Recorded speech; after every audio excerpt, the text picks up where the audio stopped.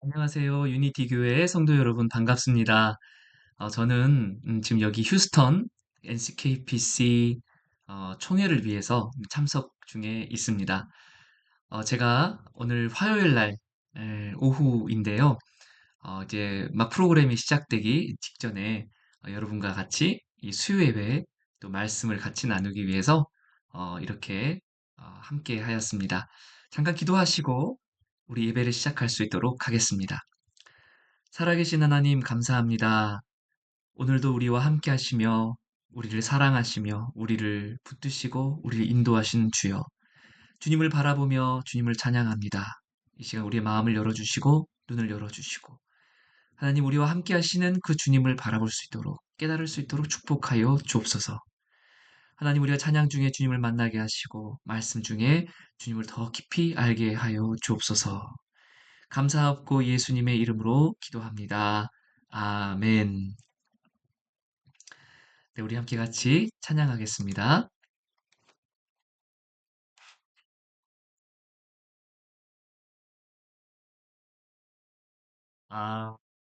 아버지, 주 나의 기억 되시네.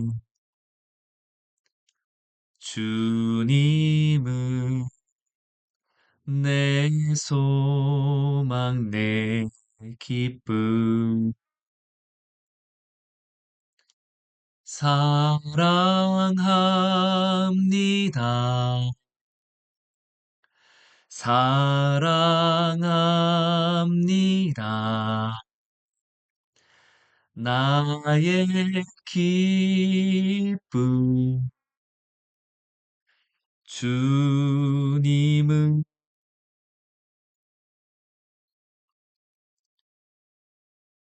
예수, 내 삶의 보배 되시네. 주님은 온유하고 순결해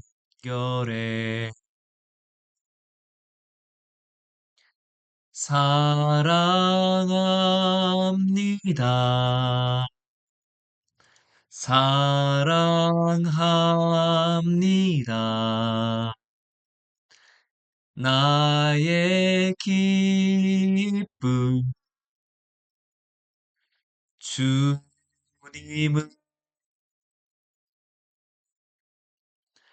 사랑합니다. 사랑합니다. 나의 기쁨 주님은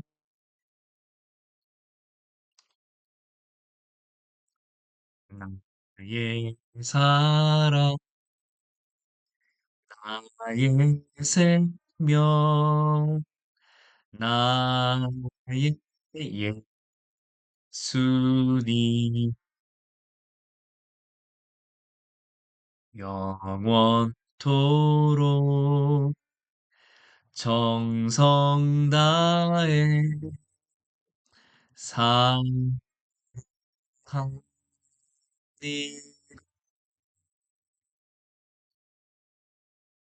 나의 힘 대신 여호와여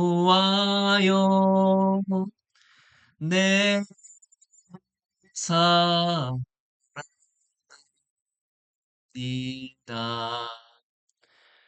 영원토록 정성 다해 삽니다.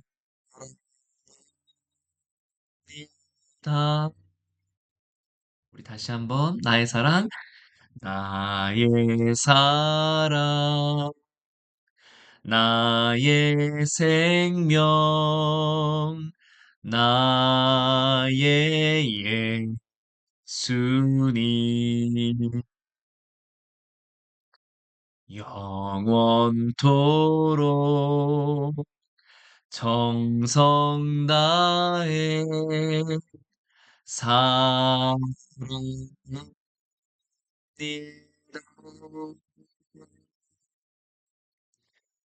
나의 힘이신 여호와여, 내가 사랑하니다.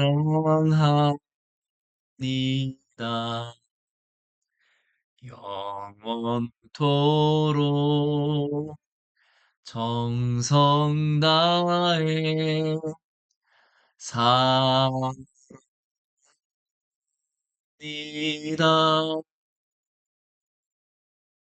아멘. 함께 같이 기도하겠습니다.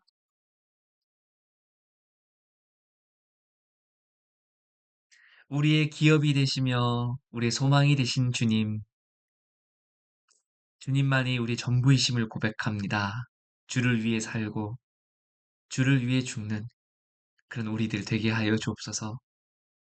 하나님, 주님으로 인해 내가 모든 것을 다 가진 사람입니다. 내가 모든 것을 다 누린 사람입니다. 이런 영적인 풍성한 고백과 그 감사와 찬양이 우리 삶에 가득하도록 축복하여 주옵소서. 오늘도 이 시간 이 예배 가운데 함께하고 있는 모든 이들에게 하나님 주님 말씀하셔서 그 말씀으로 인해 우리가 소망을 얻고 주님께서 주시는 더 풍성한 삶의 기쁨과 감격이 있도록 축복하여 주옵소서. 감사와 찬양을 드리옵고 예수님의 이름으로 기도합니다. 아멘. 네, 오늘 우리에게 주시는 하나님의 말씀 베드로전서 1장 3절과 4절 말씀입니다. 제가 받들어 봉독하겠습니다. 우리 주 예수 그리스도의 아버지 하나님을 찬송하리로다. 그의 많으신 긍휼대로 예수 그리스도를 죽은 자 가운데서 부활하게 하심으로 말미암아 우리를 거듭나게 하사 산 소망이 있게 하시며 썩지 않고 더럽지 않고 쇠하지 아니하는 유업을 있게 하시나니 곧 너희를 위하여 하늘에 간직하신 것이라. 아멘. 하나님의 말씀입니다.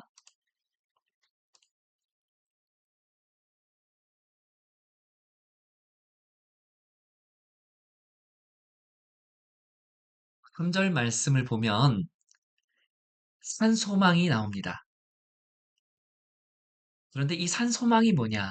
바로 예수 그리스도의 부활로 말미암아 우리로 거듭나게 하셨다는 겁니다.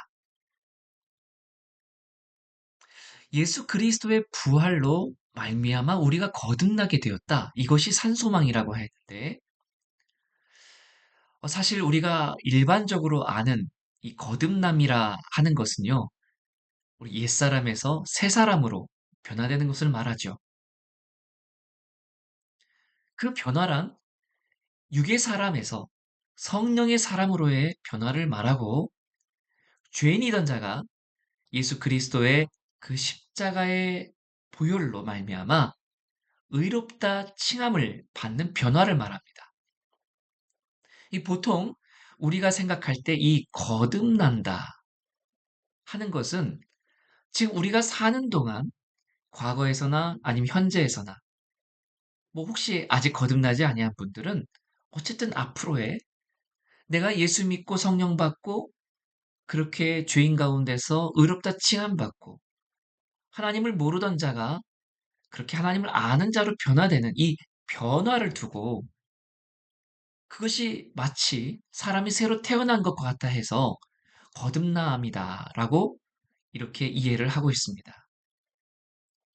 이 중생이라 한다 하는 것은 정말 옛사람이 가고 이제 예수와 함께 새로운 삶을 사는 이 완전한 새로운 삶. 그런데 생각해 보면 이 내가 예수로 말미암아 변화되었다, 새롭게 되었다, 다시 태어났다 하는 것은 어디까지나 지금 우리가 사는 이 세상에서의 이 변화를 생각하기 쉽죠. 그런데 놀랍게도 이 베드로 사도는 사실 진정한 거듭남이란 우리의 마지막 때에 일어나는 것이다. 라고 말합니다. 이것이 무엇을 말하냐면, 진정한 거듭남은 우리가 이 세상에서의 육체를 벗어버리고, 그리고 신령한 부활의 몸, 새 몸을 입게 되는 것이야말로 진정으로 거듭납니다. 라고 말씀하는 거예요. 우리가 육체의 장막을 벗고 하늘의 그 집을 갖게 되는 이제 그러한 이 변화. 그래서 베드로가 말하는 이 산소망이라 하는 것은 거듭남을 말하는데 이 거듭남이란 다름 말미암아 다른 것이 아니라 예수 그리스도의 부활을 따라 우리도 장차 그와 같이 부활하게 될 것이다. 그러니까 이것은 최종적인 완성으로서의 거듭남이죠. 여러분, 우리가 그 기존에 알고 있던 이 거듭남도 당연히 맞습니다. 그리고 최종적으로 일어날 이 거듭남도 맞습니다. 이게 뭐가 맞고 뭐가 틀리다, 아니면 이것은 맞고 저것이 틀리다, 그게 아니라 이 거듭난다는 것은 영원한 사건이에요. 시간을 초월한 사건이죠. 과거와 현재와 그리고 장차 미래에 있을 그 모든 것을 다 포함하는 거듭남이니 이 거듭남이 최종적으로 우리가 비로소 죽어서 부활의 몸을 입고 그렇게 새롭게 태어난다고 하는 것이 거듭남에 대한 최종적인 소망이다 하는 것은 전혀 낯선 이야기도 아닐 것입니다. 이거야말로 거듭남의 완성이죠. 이것과 비교해 볼 수 있는 것이 무엇이 있을까요? 우리 already, not yet. 이미 이루어졌지만 또는 아직 아니다. 사실 신앙의 그 사건에서 일어나는 그 모든 일들이 이 개념에 적용될 수가 있죠. 여러분, 우리가 예수 그리스도의 대속의 은혜를 입어서 우리가 의인이라 칭함을 받습니다. 그러면 정말 우리가 의인으로 칭함을 받을 수 있는가? 의인인가? 라고 한다면 우리는 already, not yet 이렇게 얘기하죠. 우리가 이미 의롭다 칭함을 받았다. 그러나 우리가 정말 의인인가? 라고 하면 아직 아니다. 왜 그렇습니까? 그것은 우리가 죽는 순간에 정말 그때야 비로소 이 죄악의 소욕에 가득한 육신의 장막을 벗어버림으로 말미암아 이 죄로부터 자유함을 얻고 그래서 우리는 그때에 비로소 어, 완성이 되어 있기 때문에 이미 우리가 의롭다 칭을 받았지만 죽기 전까지는 나디엘인 거예요. 아직 완성이 안 된 거예요. 또 다른 예를 들어볼까요? 하나님의 나라는 어떻습니까? 똑같죠. 이미 내게 이루어졌습니다. 우리 주님을 아는 순간 내 안에 성령이 오시고 그래서 주님이 다스리는 나라가 내 삶에 이루어졌어요. 그래서 하나님의 나라는 이미 우리 가운데 이루어진 already 사건입니다. 그렇지만 정말 하나님의 나라가 내 가운데 완성되었는가라고 한다면 not yet이죠. 왜냐하면 우리가 이 세상에 살아있는 동안에는 육신의 장막을 벗기 전까지는 온전한 하나님의 나라를 우리가 유업으로 받았다라고 할 수가 없기 때문입니다. 그러면 최종적으로 구원을 받았느냐? 마찬가지죠. already, not yet. 내가 거듭나느냐? already, not yet. 여러분, 왜 이런 질문에 대해서 계속적으로 같은 대답이 나오는가 하냐면, 구원이나 의롭게 여김을 받음이나 거듭남이나 하나님의 나라나 이게 사실 각자 별개의 개념인 것 같지만 하나의 사건이기 때문이에요. 다 연결되어 있습니다. 그래서 우리가 지금 이 산소망, 우리도 장차 부활할 것이다. 그리고 그것이야말로 우리가 진정한 거듭남이다. 라고 하는 것은, 어, already, not yet. 이미 이루어졌지만 아직은 이루어지지 않는 그러한 개념에 속하는 것인 거죠. 자, 그러면은 우리가 한 가지 더 생각할 것이 있습니다. 우리가 거듭남만이 장차 우리에게 주신 약속인가? 곧 우리가 부활체를 입고 하나님의 나라에 들어갈 것만 우리에게 주셨는가? 거기에 더해서 4절 말씀을 보면 또 다른 하나님의 약속이 있습니다. 썩지 않고 더럽지 않고 쇠하지 않는 유업을 있게 하시나니 곧 너희를 위하여 하늘에 간직하신 것이다. 여기 유업이란 표현이 나옵니다. inheritance죠. 하나님께서 우리를 위해서 유업을 간직해 두셨다. 어디에다가요? 하나님의 나라에. 그런데 그 하나님의 나라에서 우리가 받을 유업이라는 것이 무엇일까요? 뭐 하나님의 나라에도 뭐 부동산 가치, 땅이 있고 집이 있고 그것을 우리에게 유업으로 주시는 건가? 뭐 진주문으로 되어 있고 황금길 깔려 있는 뭐 그런 것이 우리에게 주실 유업인가? 여기 보면 하나님 나라의 유업이라는 것을요, 이렇게 특정하지 않았어요. 다만 이렇게 얘기합니다. 특징만 있는데 썩지 않고 더럽지 않고 쇠하지 않는 것을 너에게 유업으로 주겠다. 여러분, 영원히 썩지 않고 더럽지 않고 쇠하지 않는 것, 이거는 소멸되지 않거나 망가지지 않는 영원한 것이죠. 그런데 좋아요. 우리에게 주실 유업이 영원한 것이구나. 그런데 그게 뭐지? 이렇게 물어본다면 여전히 뭔가 우리에게 그려지는 특정한 것이 없습니다. 그런데요, 사실 이 지점을 두고 제가 말씀을 묵상하고 하나님 기도하면서 계속 묻습니다. 하나님, 하나님의 나라에서 우리에게 주실 그 영원히 쇠하지 않을 그 유업이 뭡니까? 무엇을 말한 것입니까? 라고 계속 되묻고 기도하고 할 때에 어떤 사물이나 대상을 자꾸 생각하려고 그러니까 그게 도대체 특정되지가 않는 거예요. 그런데 어, 주님께서 저에게 물으시는 거죠. 그래, 너에게 있어서 나를 통해 얻는 그 유업이라는 게 뭐라고 생각하니?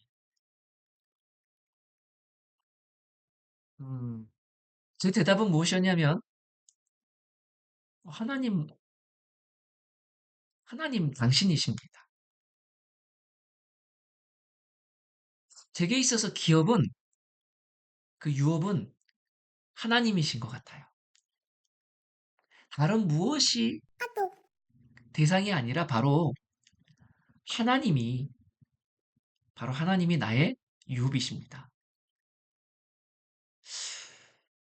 그런데, 이런 기도 가운데서 주님께서 제게 묻고 제가 대답하는 이 과정에서, 이건 정말 성도들, 곧 거듭난 자들에게 모두에게 동일하게 주시는 마음이 아닐까 싶었습니다. 그리고 이것과 관련된 말씀을 찾아보니 이런 말씀들이 있어요. 시편 16편 5절. 여호와는 나의 산업과 나의 잔의 소득이십니다. 여러분, 나의 산업, 나의 잔 하면 혹 우리는 우리가 하고 있는 직업을 생각하고 또 우리가 하는 비즈니스나 아니면 내가 얻은 소유를 이렇게 생각하기 마련이죠. 그것이 나의 유업이다. 그런데 생각해 보면 그 모든 그러한 것들은 다 썩어지고 쇠할 것들이잖아요. 있다가도 없어지고 결국 우리가 죽는 순간 다 놔두고 할 것이잖아요. 시편 기자는요. 그래서 다른 어떤 것이 우리의 유업이다라고 하지 않고 나의 산업이다 하지 않고 오직 여호와 하나님만이 하나님 당신이 바로 나의 산업입니다. 나의 소득입니다. 근데 시편 16편의 기자만 그렇게 얘기한 게 아니에요. 시편 73편 26절에 보면 하나님은 내 마음의 반석이시며 나의 영원한 분기지십니다. 하나님을 뭐라고 표현하냐면 자기의 영원한 분깃이래요. 이 분깃이라 하면 마찬가지 나의 소유, 나의 목 이런 뜻이죠. 예레미야 애가 3장 24절을 보면 여호와는 나의 기업이시니 그러므로 내가 그를 바라리라 하셨습니다. 예레미야 선지자도 저가 하나님을 두고 말하기를 나의 기업 그것은 오직 여호와 하나님 한 분뿐이십니다. 그러므로 내가 다만 바라고 소망하는 것 하나님뿐입니다. 여러분 그게 전부였어요. 저는 이 시편 기자와 이 예레미야의 이 신앙 고백, 나의 산업, 나의 분깃, 나의 기업 이 모든 것은 다름 아닌 여호와 하나님 주님뿐입니다. 그래서 지금 거듭난 성도들에게 주신 유업이란 다른 게 아니라 하나님이란 존재를 우리가 얻도록 하셨다. 예수님께서 제자들에게 이런 말씀을 하시죠. 내가 떠나는 것이 너에게 오히려 유익하다. 내가 먼저 너희를 위하여 가서 너희를 위한 처소를 예비하겠다라고 하셨어요. 하나님의 나라에 우리의 있을 자리를 마련해 두시겠다는 뜻이죠. 뭐하러 그런 일을 하십니까? 그런데 이 내용의 모든 의미를 살펴보면 다른 게 아니라 하나님께서 하나님의 나라에 우리를 그 처소를 우리를 위한 처소를 두심으로써 결국 우리를 얻고자 하십니다. 그래서 하나님을 우리의 자녀로 삼으시고 자기 백성으로 삼겠다는 표현입니다. 여러분, 예수님께서 이 세상에 오셔서 여러 가지 일들을 행하셨죠. 그 모든 일의 목적이 무엇이었습니까? 생각해보면 그의 성육신부터 그의 모든 공생의 십자가의 죽음에 이르기까지 그 예수님의 사역의 모든 것은 하나로 모아집니다. 곧 우리를 얻고자 하심입니다. 잃어버린 우리들, 하나님을 버리고 떠났던 우리들, 그렇게 하나님을 상실한 채로 살아가는 우리에게 하나님은 단 하나의 목적, 곧 우리를 얻고자 그렇게 하셨던 거죠. 그래서 예수님에게 있어서 예수님의 유업이 무엇이며 산업이 무엇이며 분깃이 무엇이냐라고 묻는다면 예수님의 대답은 바로 너희들, 저와 여러분 이렇게 칭해 주실 거예요. 여러분 예수님도 그 하나님도 이와 같이 자신의 유업, 산업, 분깃을 바로 다른 것이 아닌 우리라고 하는 나라고 하는 존재 자체였다고 한다면 우리도 마찬가지로 주님의 나라에서 우리가 영원한 산소만 곧 부활체를 입고 그렇게 영원히 쇠하지 않은 몸을 입고 결국 갖게 되는 것이 무엇이냐면 하나님이에요. 하나님과의 관계예요. 내가 그분 안에 있고 그분이 내 안에 있고 그와 내가 연합이 되어 있어서 내가 그의 소유며 하나님이 나의 소유가 되는. 여러분, 이러한 것을 생각하면 정말 우리 마음이 뜨거워지고 기쁘고 감사하지 않습니까? 그래서 이 세상 살아가는 동안 우리가 무엇을 얻고자 할 것인가? 여러분, 베드로 전서의 그 상황을 보면 그 지난주에 말씀드렸죠. 오늘날의 터키 지역에 해당되는 이 소아시아 지역뿐만 아니라 그 여러 이 터키 전역이죠. 그곳에서 사도 바울이 죄송합니다. 베드로가 누구에게 이 말씀을 전하냐면 당시에 환난과 고통을 당하고 핍박과 순교를 당할 위기에 처해 있는 그런 어려움 속에 있는 이 교회와 성도들을 향하여서 이 편지글을 썼다는 것을 말씀드렸습니다. 여러분, 그들에게 있어서는 갈등이 생겨요. 무슨 갈등이냐면, 이 세상에서 살고자 한다면 하나님을 부인해야 돼요. 예수를 버려야 돼요. 그러나 예수를 붙잡고자 한다면, 그 믿음과 신앙을 지키고자 한다면 결국엔 환난과 핍박 속에서 무슨 일을 당할지 몰라요. 다 잃어버릴지도 몰라요. 그런데 베드로는 이렇게 얘기하는 거예요. 우리의 산 소망이 무엇이냐? 그 소망이란 바로 예수와 함께 부활하는 것이다. 우리가 주를 얻고 그러므로 그것을 나의 분깃으로, 나의 산업으로, 나의 기업으로 삼는 자, 바로 그것이 성도들이다.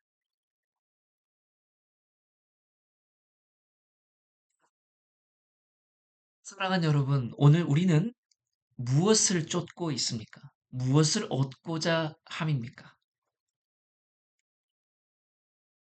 내가 단순히 돈만 벌기를 원하고 쫓아간다면 돈이 나의 기업이지 하나님이 기업이 아닐 것입니다. 혹 내가 가정을 위해서 그렇게 가정이 나의 기업이다라고 한다면 그건 역시도 하나님 앞에서는 온전치 못한 고백이 될 것입니다.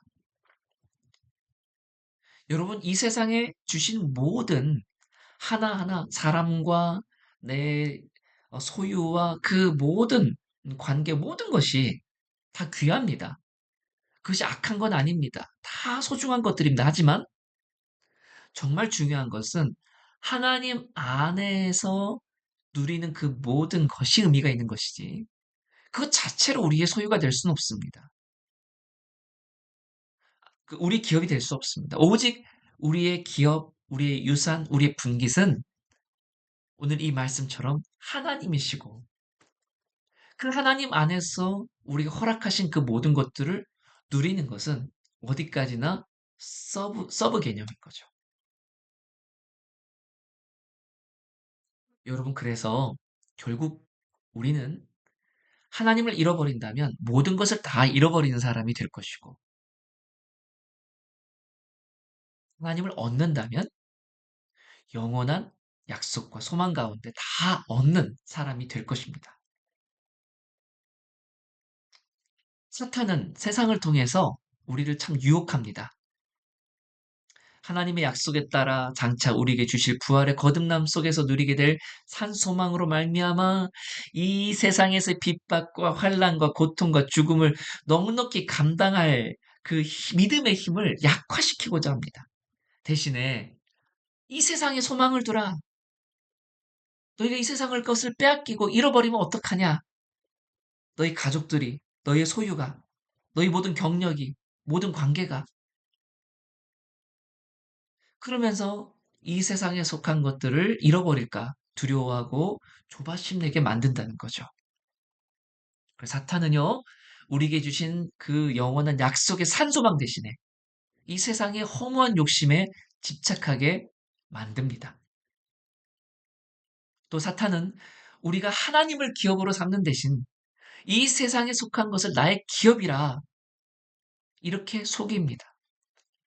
그런데 생각해보면 신기루처럼 사라지고 바닷가의 모래성처럼 사라지고 풀이 마르고 꽃이 시드는 것처럼 다 사라져 버릴 것들이 어찌 우리의 영원한 기업이 될 수 있겠습니까?